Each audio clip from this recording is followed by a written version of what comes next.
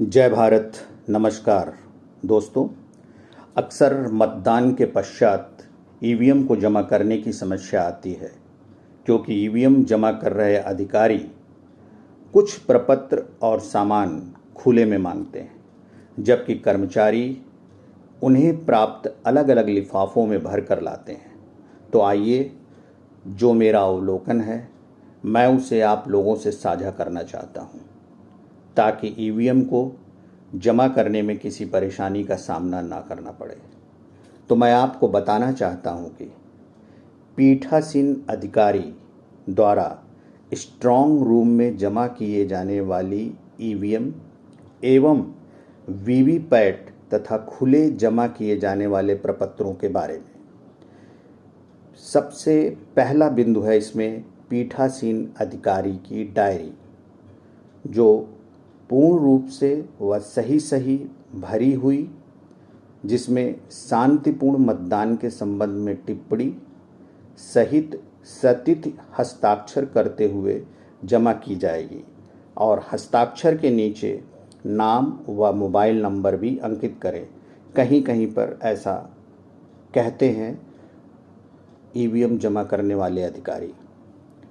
दूसरा बिंदु है कि पूर्ण रूप से व सही भरे हुए सभी बिंदुओं क्रमांकों के संदर्भ में कि मतपत्र लेखा 17C की 4 प्रतियां तैयार करेंगे। पूर्ण रूप से व सही भरे हुए मतपत्र लेखा 17C की 4 प्रतियां तैयार करेंगे, जिनमें से मतपत्र लेखा 17C की 1 प्रति कंट्रोल यूनिट के हत्थे पर धागे से बांधकर जमा करेंगे। बाकी 3 प्रतियां वो आपसे स्वयं मांग लेंगे। इसके अलावा जो तीसरा बिंदु है, ध्यान देने की बात है कि कंट्रोल यूनिट, बैलेट यूनिट तथा वीवीपैट अच्छी तरह से सील करने के उपरांत ही जमा करें। तो इस बात की अच्छी तरह से जांच कर लें कि आपने मशीन को सही प्रकार से सील किया हुआ है। इसके अलावा जो चौथा बिंदु है, पूर्ण रूपेण पूरी तरह से भरा हुआ मॉक पोल का जो प्रमाण पत्र है, जो सुबह आपने किया था, उसका जो प्रमाण पत्र है आपके पास, आपके हाथ में होना चाहिए। पांचवा बिंदु है, पूर्ण रूप से सही भरा हुआ PS5 2 प्रतियों में, 2 कॉपी में आपके पास होनी चाहिए। ये हाथ में आपके होने चाहिए। जो प्रपत्र मैं बता रहा हूँ ये आपके हाथ में होने चाहिए। तो जब आप जमा कर रहे होंगे, जैसे जैसे वो आपसे मांगते जाएंगे आप उन्हें निकाल कर देते जाएंगे। अगर आपने इन्हें प्राप्त लिफाफों के अंदर रख लिया तो फिर वहाँ से खोज कर निकालने में आपको बहुत दिक्कत का सामना करना पड़ेगा। और मशीन जमा करते वक्त आप जानते ही हैं, बहुत भीड़ होती है, बहुत अव्यवस्था होती है, तो बहुत सारी दिक्कतों का सामना करना पड़ता है। फिर इसके बाद जो छठा बिंदु है उसके अंतर्गत आता है मतदाताओं का रजिस्टर, अर्थात प्रारूप 17 का, जिसमें आपने मतदान केंद्र पर पड़ रहे मतों का पूरा विवरण लिखा हुआ है, जिसमें उसके अंतिम पृष्ठ पर महिला कितनी, पुरुष कितने और थर्ड जेंडर कितने, इन सब का विवरण होना चाहिए। साथ ही उनका कुल योग भी होना चाहिए और अंत में वह हस्ताक्षरित होना चाहिए पीठासीन अधिकारी के द्वारा। 7वें पॉइंट में है नेत्रहीन, जो देख नहीं सकते हैं, अशक्त मतदाताओं की सूची यानी प्रारूप 14 का भरा होना चाहिए। ये आपके हाथ में रहने चाहिए, इससे बहुत ही आपको आसानी होगी। 8वां पॉइंट है विजिटर सीट। यह एक प्रपत्र है जो बहुत ही महत्वपूर्ण है। इसको पीठासीन अधिकारी सुबह से लेकर शाम तक, जब तक मतदान चलता है, इसमें एंट्री बनाता है।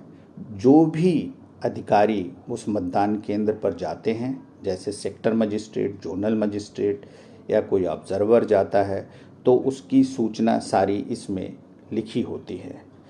9वें नंबर पर है पीठासीन अधिकारी की घोषणाएं।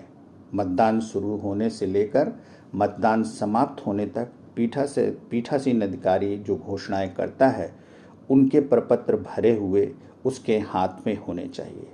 और 10वां जो बिंदु है कि उसमें पूर्ण रूप से सही भरा हुआ होना चाहिए।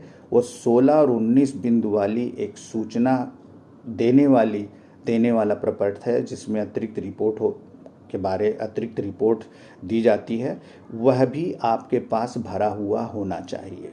ये सब जो भी मैं बता रहा हूँ, ये 10 बिंदु तक, ये सब आपके हाथ में होने चाहिए, भरे हुए हाथ में। भले ही उसको कैसे भी पकड़ के रखिए, लेकिन हाथ में रखिए। उन बड़े बड़े लिफाफों में उसको मिक्स मत कीजिए। और एक महत्वपूर्ण बात 10वें नंबर के बाद आपको बता देते हैं कि आपका यह अवश्य चेक कर लेना आवश्यक है कि मतपत्र लेखा 17C, PS5 तथा पीठासीन की डायरी में अंकित मत के विवरण में भिन्नता न हो तथा जमा किए जाने वाले उपरोक्त सभी प्रपत्र पीठासीन अधिकारी द्वारा हस्ताक्षरित हों। तो आपके मतों में भिन्नता नहीं होनी चाहिए, नहीं तो सब गलत हो जाएगा। इस बात को जमा करने से पहले नोट कर लें। इसके अलावा 11वें नंबर पर उपरोक्त के अतिरिक्त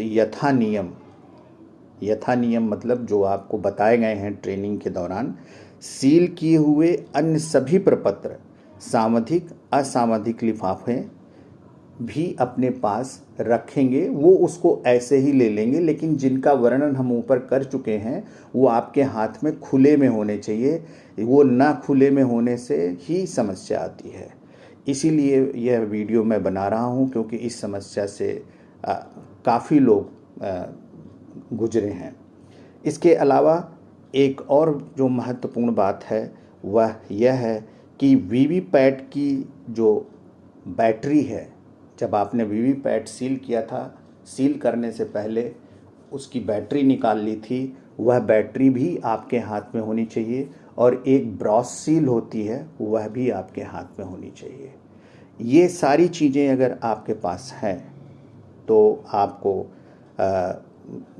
कोई दिक्कत का सामना करना नहीं पड़ेगा। तो दोस्तों, ये थे कुछ महत्वपूर्ण बिंदु जिन्हें आप ध्यान में रखते हुए कार्य करेंगे तो ईवीएम जमा करने में आपको बहुत ही आसानी होगी।